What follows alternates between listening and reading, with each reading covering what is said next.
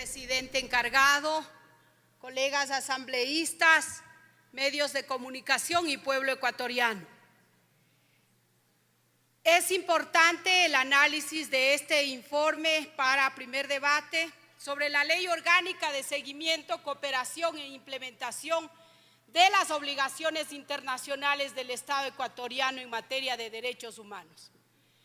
Nuestro país ha constitucionalizado los derechos colectivos, los derechos de la naturaleza. Esto es una muestra de un verdadero avance en el respeto de los derechos humanos. El artículo 1 y el artículo 10 de la Constitución son una muestra del carácter de Estado plurinacional e intercultural. ¿Y quiénes han sido nuevos sujetos de derechos reconocidos de acuerdo a esta nueva norma constitucional? Las comunas, comunidades, pueblos y nacionalidades. El Ecuador a nivel internacional ha ratificado varios instrumentos internacionales que se han adoptado en un marco de crisis, de seguridad, en contextos de guerras, de una crisis social, económica en los estados.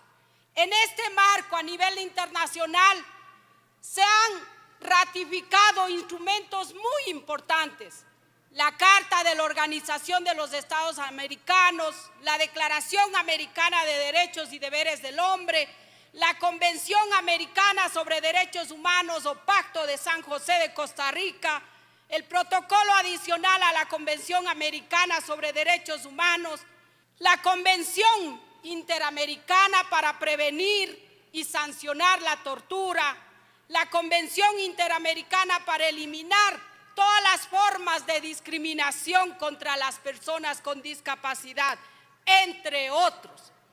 Sin embargo, ¿qué ha ocurrido? Lamentablemente, así como a nivel nacional cuestionamos que en varios momentos la misma norma constitucional y las leyes secundarias han pasado en ocasiones a ser letra muerta y los convenios han tenido el mismo tratamiento. Pasan a ser un saludo a la bandera, y eso es lo que no se quiere.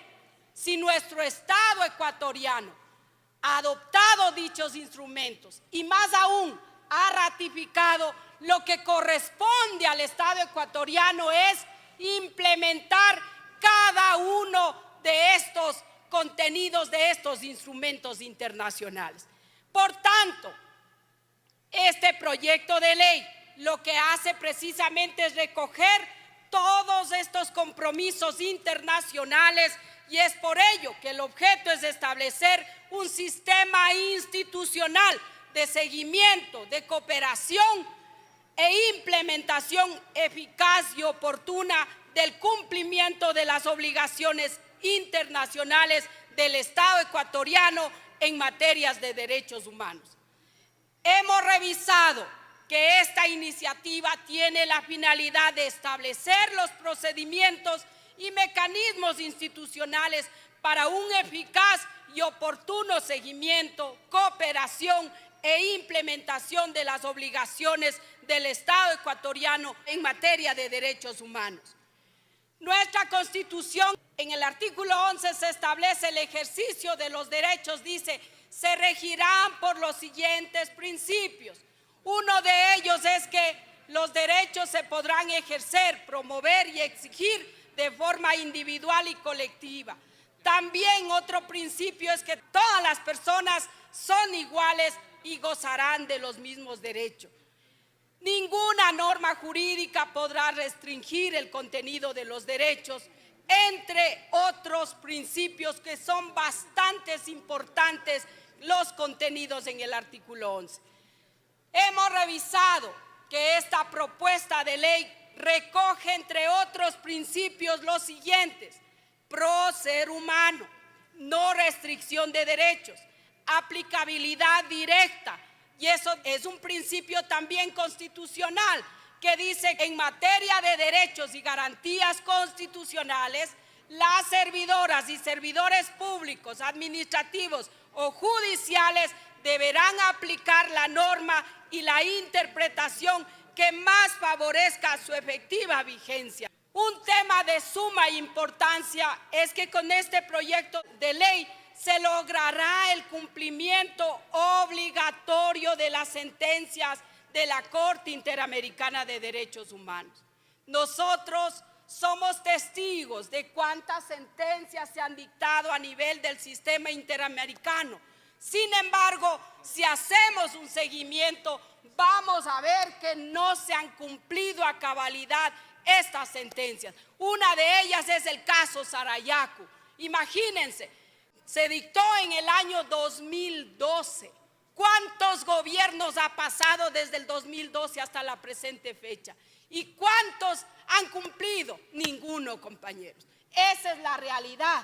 Las sentencias de la Corte Interamericana no son implementadas, no son cumplidas por el Estado ecuatoriano. En ese marco es importante que se adopte esta normativa porque no solo permitirá el cumplimiento y el estricto respeto de los distintos instrumentos internacionales, como son los tratados, los convenios, sino también que se cumplan estas sentencias. La Convención de Viena sobre el derecho de los tratados dice claramente y habla del principio pacta sunt servanda.